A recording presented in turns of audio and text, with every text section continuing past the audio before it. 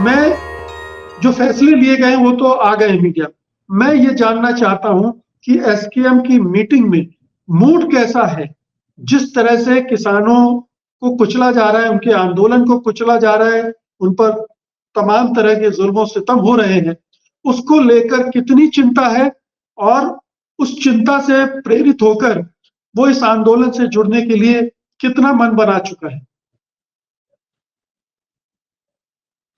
मुझे लगता है कि सुनीलम जी से संबंध टूट गया है हमारा। पुष्पेन जी, आप इस सवाल का जवाब दे दें। देखिए मुकेश जी, आज जो एसकेएम ने अपने फैसले कुछ लिए हैं, और इससे पहले भी एसकेएम के कुछ घटक दलों ने चाहे रेल रोको हो या हरियाणा के संगठनों ने आज भी सड़क जाम करने की बात कही है। और आज जो फैसला लिया गया है कि भाई कल को पुतले फूंकने का काम किया जाएगा और उसके बाद 26 तारीख को ट्रैक्टर परेड होगी, तो ये धीरे धीरे कहीं ना कहीं स्थिति सारे संगठनों के एकजुट होकर के इस लड़ाई को लड़ने की दिशा में हम सब बढ़ रहे हैं। और सारे देश का किसान की इसके ऊपर नजर है। ऐसा नहीं है कि भाई ये इनको अकेला छोड़ दिया जाएगा और ये इसी प्रकार से चलता चला जाएगा। और जो है कल को शाम को जो है ये बाकी जो धड़े हैं जो आंदोलन अभी कर रहे हैं, वो भी निर्णय लेंगे कि भाई अब जो है क्या करना है, क्योंकि एक किसान की दर्दनाक जो है गोली लगने से मौत हुई है। और जितनी भी ज्यादा से ज्यादा ज्यादतियां एक तानाशाह सरकार कर सकती है, उसने सारी हदें पार कर दी है और तानाशाही भी करेंगे और उसको किसी को देखने भी नहीं देंगे। इसके इंतजाम ट्विटर हैंडल और तमाम तरह के रेस्ट्रिक्शन लगा के किए।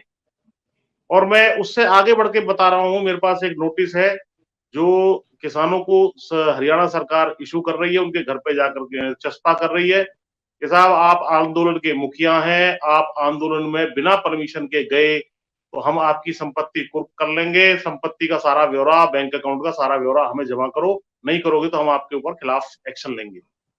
यानी लोकतंत्र में ये किसी किस्म के विरोध का कोई स्कोप ही नहीं छोड़ना देना चाहते।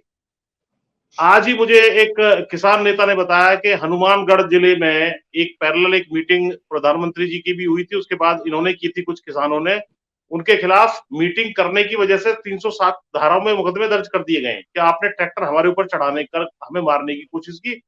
और घर घर जो प्रमुख लोग हैं वहां जाकर के पुलिस कह रही है तुम्हारे पासपोर्ट जब्त कर लेंगे, तुम्हारे बच्चों का करियर बर्बाद करेंगे इस आंदोलन में आप ना जुड़े। पिछले दिनों आपने देखा होगा कि कर्नाटक से कुछ किसान इस आंदोलन में जुड़ने के लिए आ रहे थे, जबरन उनको ट्रेन से आ रहे थे। ये जो हाईकोर्ट ने कहा है कि ट्रेन से या बसों से जाओ, वो तो ट्रेन से ही आ रहे थे, उनको उतार करके और इधर उधर उज्जैन और पता नहीं अयोध्या कहां कहां भेजने का काम किया। और बाकी और भी हमारे साथी लगातार बता रहे हैं कि लगातार हमें जो है स्थानीय पुलिस आकर के धमका रही है, हमसे कह रही है कि साहब किसी हालत में भी कोई एकजुट नहीं होना है। और ना ही गुड़गांव से भी कुछ किसानों ने कूच करने की कोशिश की थी, कुछ छोटे छोटे जत्थे यहाँ यूपी गेट की तरफ भी आते रहते हैं, उनको तत्काल पकड़ के या मुरादाबाद की तरफ से इस आंदोलन में ज्वाइन करने के लिए जत्थे चले थे, उनको वहां गजरौला और अन्य स्थानों पर रोक लिया गया। तो ये एक तरीके का पुलिस स्टेट हमारे देश में बन चुका है। मैं आपको बहुत जो है जिम्मेदारी से और कंफर्मेशन के साथ कह रहा हूं, कोई इनको डिसेंट नहीं चाहिए।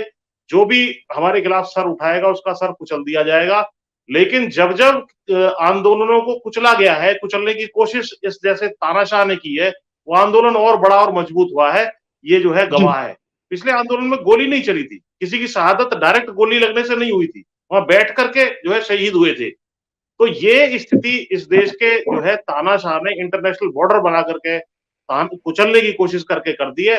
अब ये आंदोलन बड़ा होगा और मांगे मतलब बिना मांगे माने तो वापस जाने को कोई सवाल ही नहीं है किसी का। जी जी।